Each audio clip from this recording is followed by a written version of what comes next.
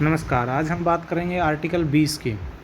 Article 20 of the Indian constitution. अगर आप LLB के स्टूडेंट हैं या एलएलएम के स्टूडेंट हैं या पॉलिटिकल साइंस के स्टूडेंट हैं या आप आम नागरिक भी है या एक एडवोकेट है, तो आपको पता होना चाहिए कि जो हमारे फंडामेंटल राइट है उसमें आर्टिकल 20 का क्या रोल है। अगर जुडिशरी की तैयारी कर रहे हो तब भी आर्टिकल 20 पे एक शॉर्ट नोट आता है। एलएलबी और एलएलएम के स्टूडेंट्स के लिए, चाहे वो किसी भी यूनिवर्सिटी से हो, उनके लिए बहुत ही ज़्यादा ये इम्पोर्टेंट क्वेश्चन है।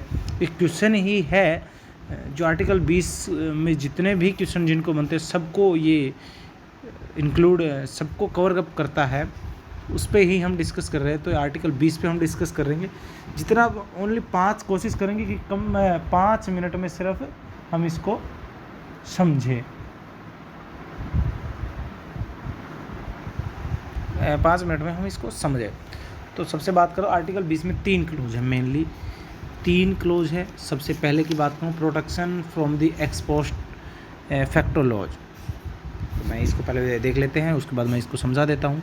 तो it has been stated that the article 20 of the constitution that no person shall be convicted of any offence except for violation of law in force at the time of the commission of the act charge an offence, nor be subjected to a penalty greater than that which might have been incited under the law in force at the time of the commission of the offence। इसका मतलब यही है कि कोई offence किसी को भी किसी ऐसे एक्ट के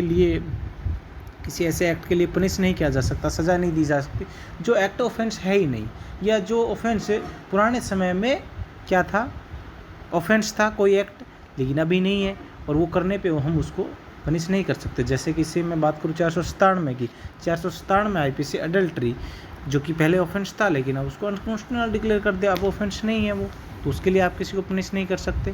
और दूसरा, सज़ा की बात करते कि सज़ा उतनी ही प्रोपोर्शनल पार्ट में मिलनी चाहिए, उतनी ही मिलनी चाहिए जितना बड़ा ऑफेंस है। ऐसा नहीं कि ऑफेंस छोटा सा है और आप उसके लिए सज़ा डेथ पेनल्टी रख दिया आपने, एक चोरी के लिए आपने डेथ पेनल्टी कर दी, तो ऐसा नहीं है। तो that a person can only be penalize for the commissioning of such an act which is at the time of the commission of the act, that act is not charge an offence under the act, then it can not be penalize. अगर वो commission के तहत वो offence नहीं है तो आप उसको पेनलाइज, उसको सज़ा नहीं दे सकते। सिंपल सा इसका इतना सा मीनिंग है।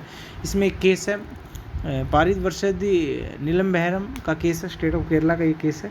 तो इसमें कहा गया कि payment of the panchayat tax was not an offence, later on it was declare an offence by making law, it was made retrospectively affected.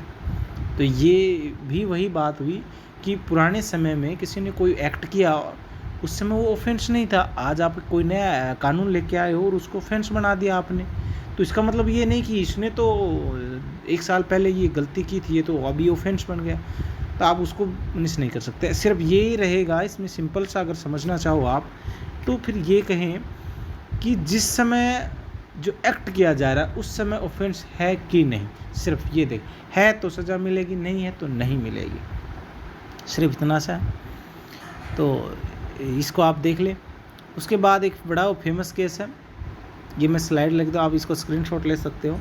Kedarnath Bhajoria versus state of West Bengal का केस है, बड़ा ही इंपॉर्टेंट ये केस है।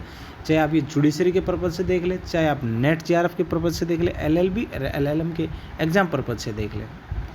तो इस केस में क्या हुआ था, in this case the accuse committed the offence in the year 1947, यानी 1947 में कोई ऑफेंस की जाती है। At that time either imprisonment और फाइनेंशियल पेनल्टी और both can be impose for that offence. In the year 1949, the amount of penalty was increased by an amendment। ठीक है, ये केस इतना सा है कि 1947 में केदारनाथ भजोरिया जो थे, उन्होंने एक कोई ऑफेंस किया, उसके लिए उस समय जो सज़ा दी गई थी उस सज़ा को 1949 में एक अमेंडमेंट करके उस सज़ा को बढ़ा दिया गया। तो जाहिर सी बात ये यहाँ पे प्रोटेक्ट करेगा, आप उसको बढ़ी हुई सज़ा नहीं दे सकते, आप उसको वही सज़ा दे सकते जो उस समय निर्धारित की गई थी।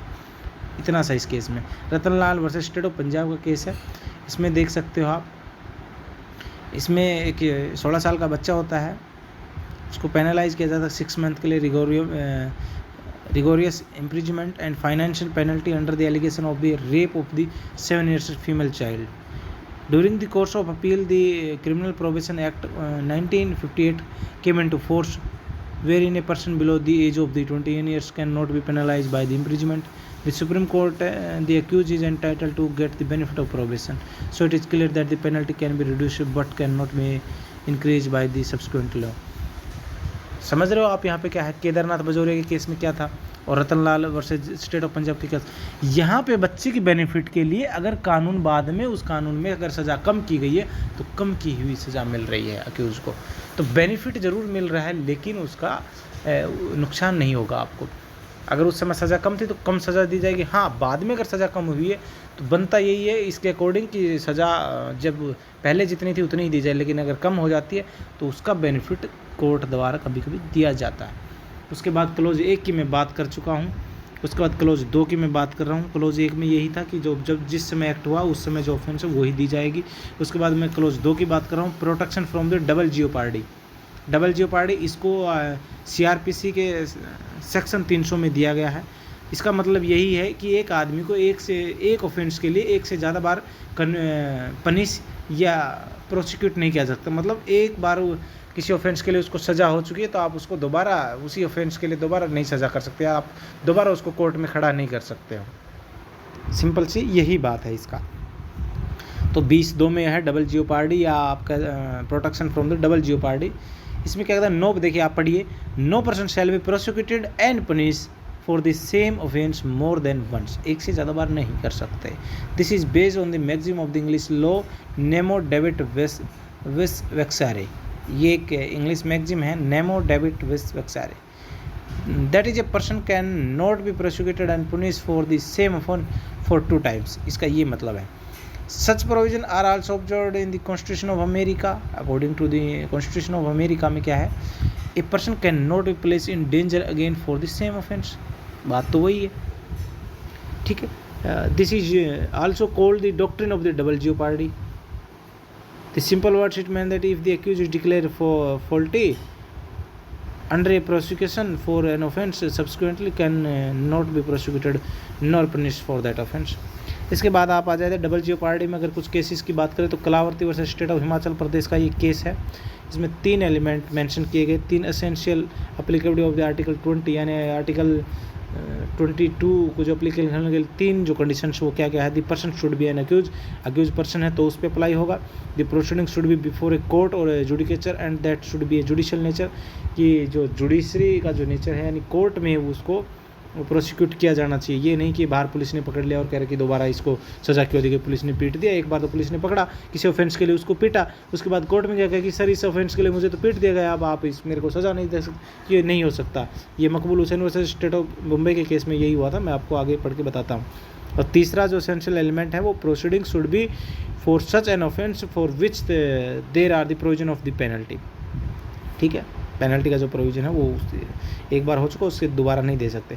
मकबूल हुसैन के केस में क्या हुआ, इसमें ये हुआ कि मकबूल जो हुसैन है वो गोल्ड लेके आते हैं, इलीगल तरीके से इंडिया में गोल्ड लेके आ जाते हैं, कस्टमर ऑफिसर उसे पकड़ लेते हैं, गोल्ड को सीज कर देते हैं, ठीक है, और इंक्वायरी वगैरह की जाती है। उसके बाद जब वो कोर्ट में जाते हैं तो कोर्ट कहते हैं कि मेरा गोल्ड तो ले लिया गया था, तो मेरे पे एक बार मेरे को प्रोसिक्यूट किया जा सकता, आप दोबारा क्यों करें। तो उन्होंने कहा था कि जो कस्टम ऑफिसर ने जो किया था वो कोर्ट नहीं था, वो जुडिकेचर नहीं था, या वो एक जुडिशियल जो नेचर का जो एक्ट नहीं था, यानी जुडिशरी ने काम नहीं किया था वहाँ पे, तो वो एक इंक्वायरी थी, वो अलग चीज़ थी, ये अलग चीज़ था, आप इसका बेनिफिट नहीं ले सकते हैं। ठीक है, अब लास्ट और तीसरा बचता है protection from the self incrimination. ठीक है, 3 क्लोज मैंने बताया, x factor law, double jeopardy, self incrimination, 20 का सिंपल समझ तीनों के तीनों में। केस हमने देखे मकबूल हुसैन कलावती का डबल जियोपार्डी में आप ले लो, protection from the self incrimination. ठीक है, तो इसमें क्या है, no person accuse of any offence shall be compile to be a witness against, अपने आप के खिलाफ गवाही देने के लिए आप किसी को बाध्य नहीं कर सकते। जनरली पुलिस ऐसा करती है, इसमें कोई शक नहीं है, पर कोरे कागज़ पे भी हस्ताक्षर ले लेती है, पर वो कहीं भी कॉन्स्टिट्यूशनल नहीं है और कहीं भी उसकी कोई वैलिडिटी नहीं है। आप कोर्ट में उसके खिलाफ जा सकते हो, तो किसी भी पर्सन को अपने खुद के खिलाफ गवाही देने के लिए बाध्य नहीं किया जा सकता है। तो well establish principle of the jurisprudence that a person will be treated blameless unless until the allegation is the provide against them, जब तक उसके खिलाफ कोई एलिगेशन साबित नहीं हो जाता वो इनोसेंट है। जब तक इनोसेंट माना जाए, जब तक उसके खिलाफ जो आरोप लगाए गए वो साबित नहीं हो जाते हैं। ठीक है। ये कब कब ये इसके कुछ एलिमेंट्स है, ये कब इसका मिल सकता है। तो इसमें person is alleged for offence, एक पर्सन किसी ऑफेंस के लिए एलेज किया गया है, उस पर आरोप कुछ लगे हुए हैं। दूसरा, he has been compelled to be witness against, उसको ज़बरदस्ती खुद के खिलाफ विटनेस बनाने के लिए उसको फोर्स किया गया हो। इसमें दो केस है बड़े फेमस के, नंदनी शतपथी वर्सेस दी PL दानी का केस जो है, it has been held by the supreme court in the case that if the element of incrimination is reflected in the nature of the question asked, then the protection of article 20 will be available of the accused। तो article जो 20 की मैं जो बात कर रहा हूँ self incrimination, वो अक्यूज के लिए ही है, और वो दूसरा विटनेस हो सकता है। तो दो लोगों के लिए हो सकता है, एक तो वो विटनेस हो सकता है कि उसको अपने खिलाफ गवाही देने के लिए बाध्य किया जा रहा हो, तभी अप्लाई होगा, और दूसरा वो किसी ऑफेंस के लिए उसमें अक्यूज हो और अपने खिलाफ ही उसको गवाही देने के लिए बाध्य किया जा रहा हो। इसमें एक केस और Mr X versus Mrs Z है, Mr X versus Mrs Z है। तो इसमें दिल्ली हाई कोर्ट का ये केस है। इसमें क्या था कि Delhi high court that in the case of the marriage dissolution where the allegations of the adultery have been imposed to each other by the husband and wife, there are the provision of article 20 clause 3 will not be applied on the DNA test of the slides of the tabular gestation of the wife, because neither any body part of the wife should not be examined nor the wife is required to present at the place for the examination। ठीक है। एक divorce का case था जिसमें DNA की demand की गई थी, दोनों ने एक दूसरे के ऊपर एडल्ट्री का आरोप लगाया था। तो आर्टिकल 20 सिंपल सा है, तीन ही चीज़ें आर्टिकल 20 में है, तीनों को तीनों क्लोज हमने किए विद केस लॉ, तो यही है। आर्टिकल 20 में इससे ज़्यादा कुछ भी नहीं है, जितने केस लॉ थे हमने डिस्कस कर लिए है, इससे ज़्यादा आर्टिकल 20 में कुछ लिखने की ज़रूरत नहीं है। आता तो ये शॉर्ट नोट में आता है, और वैसे आप हम इसको कितना भी वाइड, इसका बड़ा वाइड स्कोप, हम कितना भी इसको एक्सप्लेन कर सकते हैं, पर जर्नल जो है वो एक एग्ज़ाम के पॉइंट ऑफ व्यू से इतना परफेक्ट है।